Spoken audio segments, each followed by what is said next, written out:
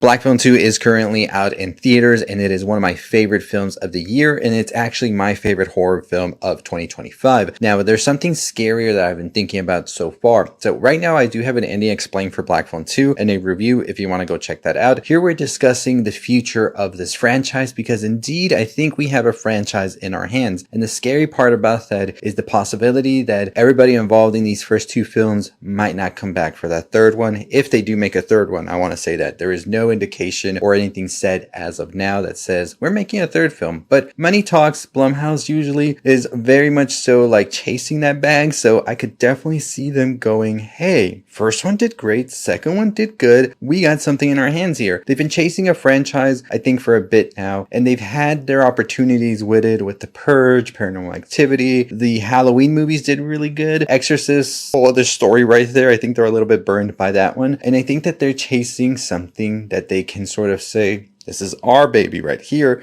and we're going to push it and push it. And I think the Grabber itself as a character has lent itself into becoming a franchise character. I think they see a character like Art the Clown that is doing numbers and has their own house. The Grabber itself didn't have their own house of sorts. They were sort of part of a mixture. When I went to Halloween Horror Nights a couple of years ago, Universal, you never hit me up last year or this year about Universal Horror Nights. I don't know what's gives, but I'm here. I'm here whenever you want to talk. But we do know that the Grabber has a potential there. And I think after this movie, the potential has grown even more because, of course, spoilers ahead. I'm talking about the third film here. If you haven't watched the second one, this isn't the video to watch. Go watch my review and watch the first one, the second one, and then watch my ending explains for all of them, and then come to this one. We have a ton of Black Film videos out there, but it's literally one of my favorite horror franchises we've gotten in the past couple of years. So, of course, I was going to talk about it a lot. But we do have a franchise potential here brewing. So what exactly could the Black Phone 3 be about, or sort of showcase? So the biggest question there is, does Scott Derrickson see Robert Cargill return for a third film? Possibly, but I feel like these directors, these writers always want to work on something new, and it's kind of crazy to be attached to something for so long sometimes, you know, and it's kind of unheard of. We're about to see with Damien Leone making the fourth Terrifier film, if that indeed is something that continues with the fifth one, if they intend to do a fifth one or not. But I always think that a director and a writer might sort of come to terms with outgrowing a project or an idea, right? And eventually doing something else. Now, we could see them as executive producers with Jason Blum and all of that. So I don't see them coming back if they make a third one unless there really is a story that they have to conclude with it. But I think the story of Finney and Gwen is really concluded in this film. So I don't even see the actors themselves, besides Ethan Hawke, coming back as the Grabber. And my question too is, does Hawke continue to play the Grabber as well? Now, I don't think he really needs to do a lot to play the Grabber, right? I think he really plays the Grabber more with his voice. So he's always able to lend that voice if he has to, right? And it doesn't have to be a thing where he has to be on set all the time. The Grabber is really more used for the essence and the vibes, right? If you watch the second one, you can see that. It's really more, I think, of Ethan Hawke's voice that makes the Grabber. So it kind of is a thing where we could see him return for this role every so often. But I do think that Finney and Gwen's story is beautifully wrapped at the end of the second film, that I don't think they should be a part of the third one, at least in a large scale. But I think if they get it right and they want to do a good story, the mythology of the Grabber that was laid out in the second film is really great. This is a vengeful spirit from hell that their only intent is just to cause fear and to just cause pain to all of those that are connected to him. And we saw it in this film that he is able to sort of garner energy from lost souls that he took and people that he has caused pain to. As long as there is fear and pain and trauma, he can continue to return. So could we see in a Black Phone 3 that there were other victims that the Grabber had in that time frame between being Wild Bill and then being the Grabber? Is there a prequel involved here also? That's something I think was sort of like discussed at certain points when the first film came out and people were theorizing what they could do if they intended to do a sequel or a prequel. And many people said, no.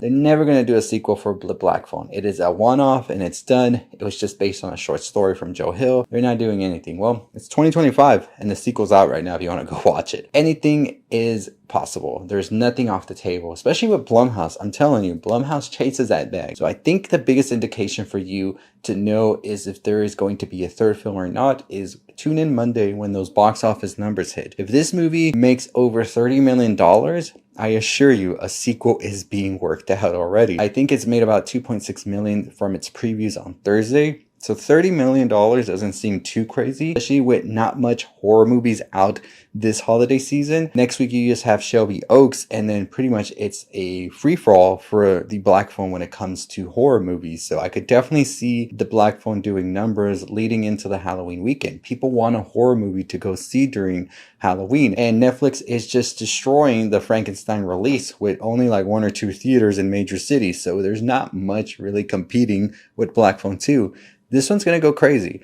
I would definitely look at November 1st or November 2nd for the box office numbers. This movie goes over 100 million. You are assured that a franchise has been born, whether it's with Derrickson and Cargill as writer and director or not. They'll be producers. Blumhouse is not going to let this one go. So I definitely do think a Black Phone 3 is happening. Like I said, I think that definitely would be something in the likes of Freddy Krueger, Nightmare on Elm Street, where you see him just sort of going or moving on to a new generation of kids. Maybe the next film takes place a decade or two after 90s horror, early 2000s vibes. I think that's something we could see with The Grabber. Maybe an enigma that has stuck to the neighborhood and continues to haunt people, so on and so forth, that aren't even connected to him either. But there is something here that is keeping him, right? This evil that keeps on feeding on the fears and the trauma that they've caused in the past before. And I don't know if they take it in the same route as Black Phone 2, where they have to find the bodies and things like that of his victims in order to kill him, because it would feel a little bit redundant. But nonetheless, I think new setting, new characters, same old Grabber, a little bit of a twist on how to defeat him, and I think you have a good third film again. But is it going to be as good as the first two? I mean, it could. It has potential depending on who they get to work on the film or not, but we'll see what happens. Let me know what you would want to see for a Black Phone 3. My theories for it is that the Grabber is now pretty much a demon from hell that is going to continue to terrorize everybody and anybody he has come into contact with, and connections that were made with their family and so on and so forth. And it doesn't have to necessarily be with the same characters we've already seen.